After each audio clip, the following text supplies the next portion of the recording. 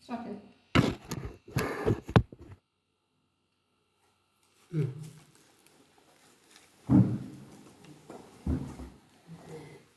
Sri Mahavira Vaibhavam,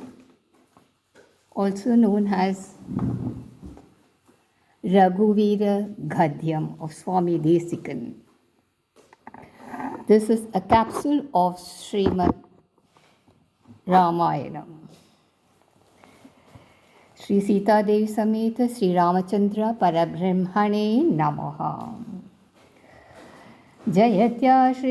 Santrasa Dvanta Vidbham Sanodayah Prabhavan Sitaya Devyam Paramavyoma Bhaskaraha. Jaya Jaya Mahavira Mahadhira Dhaureya Devasura Samara Samaya Samodita Nikila Nirjara Nirdharita Niravadika Mahatmya Dashavadana Damita Devata Parishadabhyatirtha Dhasharati Bhavam Dinakarakula Kamala Divakara Divishad Adipatirana Sahacharana Chatura Dasharata Charamaruna Vimochana Kosala Sutta Kumara Bhavam Kanchukita Karanakaram Kaumarikeli Gopayita Kaushikadvara Ranadvara Dhurya Bhavya Divyastra Brindavandita Pranata Jana Vimata Vimatana Dhurlalita Dhurlalita Tanutara Vishika Vitadana Vigatita Visharararu Shararu Tataka Tatakeya Jatakirana Shakaladara Chatila Natapati Makuta Tata Natana Patun Vibudha Saridati Bahula Madhugala Lalita Padanalina Raja Upamu Mudita Nija Vrijina Jadu Palatanu Ruchira Parama Munivara Yuvati Nuta Kushika Sutta Katita Vidita Nava Vivida Kata Maitili Nagara Sulochana Lochana Chakora Chandra Khanda Parshuko Dhanda Prakanda Khanda Shondam Bhujadhanda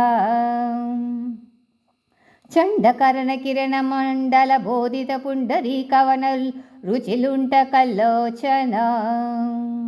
Mojita Janakaridaya Shankatanka Parihita Nikila Narapati Varana Janakaduhita Kuchatata Viharana Samojita Karatala Shatakoti Shataguna Katina Parashudara Munivara Karadrita Duravana Tapa Nija Dhanurakarshana Prakashita Parameshtya Kratuhari Shikari Kantuka Hridayamukha Jagat Undharita Jita Haridanta Haridhandanti Danta Dhantura Rodhana Dashavadanda Manakushala Dashashata Bujamukha Nrpati Kula Rudhira Jharabhara Bharita Prutaratata Katarpita Pidruka Brugapati Sugata Vihatara Naraparidishu Parigha Ayodhya Khanda Anurtam Bhaya Mushita Hridaya Prituvachana Palana Pratigna Vajnata Yovarajya Nishadaraja Saurhida Suchita Saushilya Saghara Bharadwaj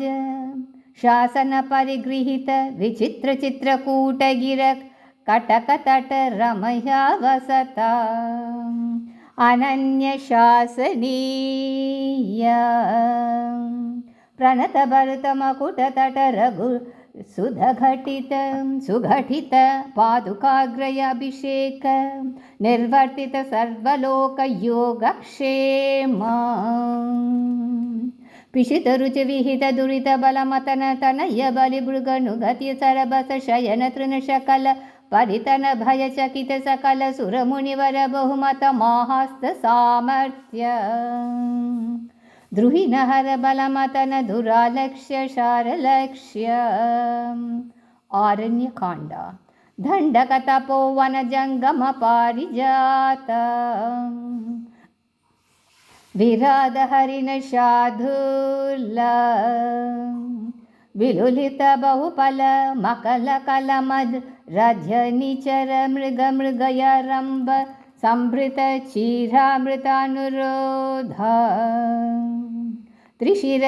शिरश्रितय तिरमिर निरासवासकर दूषण जलधि निशोषण तोषित ऋषि घन घोषित विजय घोषण करतर करुतर खण्डन छण्ड पवन द्विसप्त रक्षसहस्र नलवन विलोलन महाकलभ असहाय शूर अनपाय साहस महितमामृत दर्शन मुदित मैथिलीदृढतर परिरम्भण विभव विरोपित विकट वीराव्रण मारीच माय मृग चर्म कर्म परिकर्मित निर्भर दर्भास्तरन विक्रम यशोलाभ विकृत जीवित गृघ्रराज देहादि दक्ष लक्षित भक्त जन दाक्षिण्य कल्पित विबुध भावक बन्धाभिनन्दित अवन्द महिम मुनिजन भजन मुषित हृदय कलुष भरी मोक्ष साक्षीभूत किष्किन्धकाण्ड प्रपञ्चन तनय भावुक भाषित रञ्जित हृदय तरणिसुत शरणागति परतन्त्रीकृत स्वातन्त्र्य दृढघटित कैलास कोटि विकट धुन्दुभिकालटकूट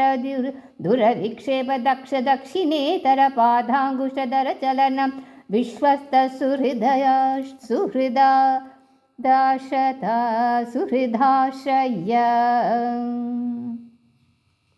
अतिपृतुल बहुविटपि गिरिधरनि विवर युगपदुदय विवृत चित्रपुङ्ग वैचित्र्य विपुल भुज शैलमूल निबीड निपीडित रावण रण कन जनक चतुरुदित विहरण चतुर कपिल कुलपति हृदय विशाल शीलातल धारण दारुण शीली मुख सुंदरकांड अपार पारावार परिखा परिवृत परपुर परिश्रुत धव दहन जवन पवन भव कपिवर परिष्वंग भावित सर्वस्वधान युद्धकांड अहित सहोदर रक्ष परिग्रह विसंवादि विविध सचिव विस्रंभ्रण समय संभ्रंभ संभुज्जिभुजुंभित सर्वेश्वर भाव सकृत प्रपन्न जन संरक्षण दीक्षिता वीरा सत्यव्रता प्रतिशयन भूमिका भूषित पयोधि पुलीना प्रलयशिक परुष विशाख विशक शोषित कूपार वारीपुर प्रबल रूप कलह कुतुक चटुल कपिकुल करतल तुलरित हृदय गिरिनगर सदित सेतुपात सीमा सीमांतित समुद्र धृतगतितर मृगवरुतुनीं निरुधलङ्कारोदवे पतुलासलली लीलोपदेश देशिक धनुर्जाघोष गगनचर कनकगिरि घरिमधर निगममय निज गरुड गरुध निललव घलित विषवदन शरकधना अकृत चरवन चरण करण वैलक्षण कूणिताक्ष बहुविध रक्षोबलाध्यक्ष वक्ष कवाट पाटन पटिम साटोप कोपाल वेलप कटुरटदटनिटङ्कृत चटुल कठोर कर्मक विशङ्कट विशिक विताडन विघटित मकुट विक्वल विश्वास्रन विश्रासमय विश्रान विख्यात विक्रमा कुंभकर्ण कुलिगिर विदलन धंबोली भूत निशंक कंकपत्र अभिचरण हुतव परिचरण विघटन सरबस परिपद परिमित कबिल जलधि हलरिल कल कलहल कुपित मघव जनित बिहानन कृदुन अनुज साक्षिक राक्षस द्वंद्व युद्ध अप्रतिद्वंद पौरुष त्रयम्बकसमधिक घोरास्तढम्बर सारथिरितरत सत्रपशात्रव सत्यापितप्रताप क्षितिशरकुलकृतलवनदशमुखमुखदशकनिपतन पुनरुदय धरगलितजनिततरल हरिहयनयनलिननवनरुचिकचितकरतलनिपतितसुरतरुकुसुमविदितसुरभितरतपथा अखिल जगदाधिक भुजबलवर बलदशलपन दशकलवन जनित कदन परवश रजिन चर युवति विलपन वचन समविषय निगम शिखर निकर मुकर मुकर मुनिभर परिपणिता अभिगत शतमक हृतभ पितृप्रीति निवृत्तिवर्ण पवन धनध गिरीशमुख सुरपति नुति मुदिता अमितमति विधि विदित कथित निज विभव जलद पृषतलव विगत भय विभूत परिबृढ विभूतित वीराशन शायित वानर पृथुनौधा स्वसमय विघटित सुघटित सहृदय सधर्मचारिणीका विभीषण वंशवादीकृत लंकेश्वर्य निष्पन्न कृत्य कपुष्पित रिपुपक्ष पुष्पकरभस गति घोषपरिकृत गगनार्णव प्रतिज्ञानवतरण कृत शन भरत मनोरथ संहित सिंहासनाधिरूढ स्वामिन् राघव सिंह हाटक किरीकटक लटः पादपीड निकट तट परिलुट निकिर नृपति किरीट कोटि विविध मणिगण किरण निकर नीराजित चरण राजीव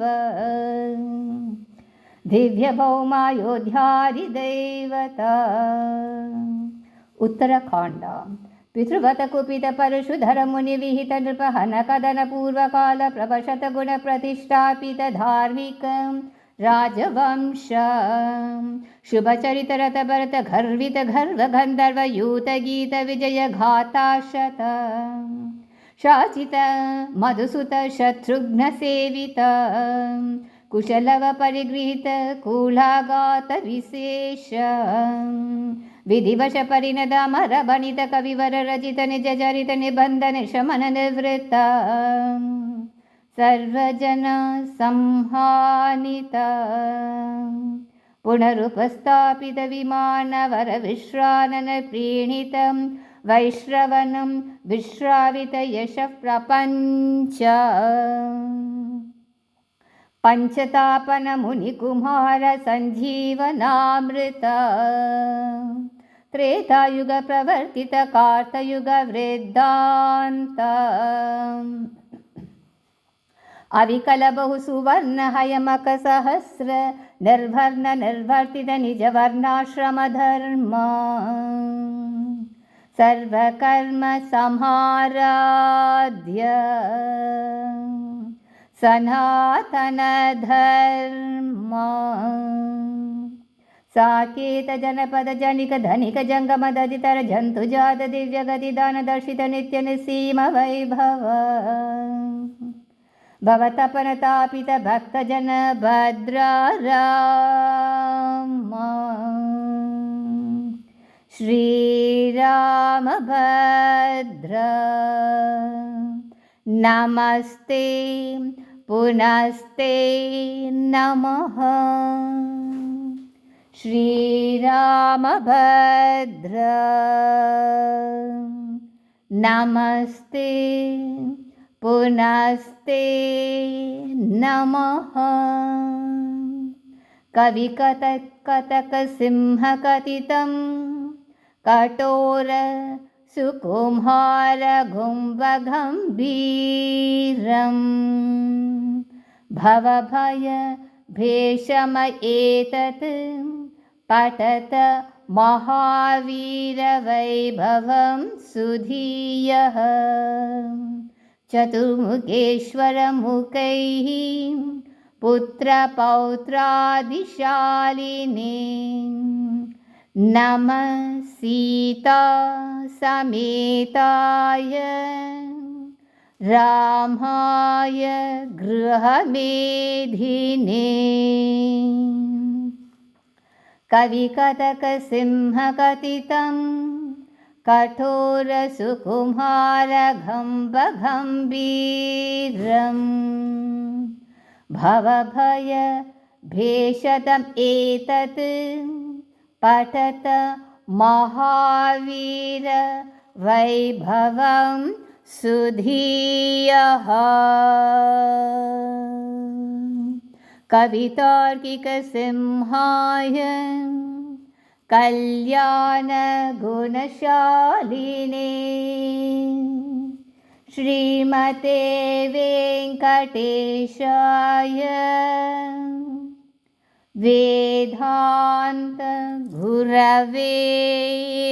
नमः. On the happy occasion of Sri Rama Pattabhishekam in Ayodhya, I hope and pray all of us will recite Sri Raghuvira Gadhyam and be recipient of the Almighty Sri Rama's grace. Thank you.